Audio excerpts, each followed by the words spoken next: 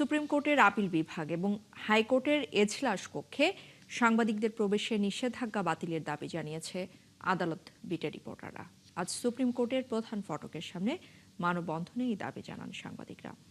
এ সময় নাগরিকদের তথ্য পাওয়ার সাংবিধানিক অধিকার নিশ্চিতে অবিলম্বে সাংবাদিক প্রবেশে নিষেধাজ্ঞা তুলে নেওয়ার আহ্বান জানিয়েছেন তারা। সম্পাদক পরিষদের সভাপতি সাংবাদিক নুরুল কবির কর্মসূচিতে অংশ নিয়ে বলেন, সাংবাদিক প্রবেশে বাধা দিয়ে প্রধান বিচারপতি সংবিধান লঙ্ঘন করেছেন।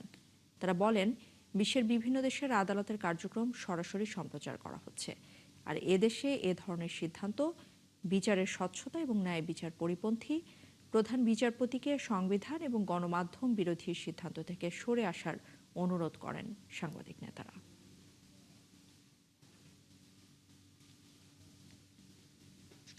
সংবাদ মাধ্যমের দায়িত্ব পালন করার ক্ষেত্রে যখন সর্বোচ্চ আদালত বাধাগ্রস্ত করে, বাধা তৈরি করে, এই মুহূর্তে সেই নেতৃত্বের, এই বৈচারিক আদালতের নেতৃত্বের গণতন্ত্র পরায়ণতা নিয়ে আমাদের মধ্যে প্রশ্ন জাগতে বাধ্য হয়।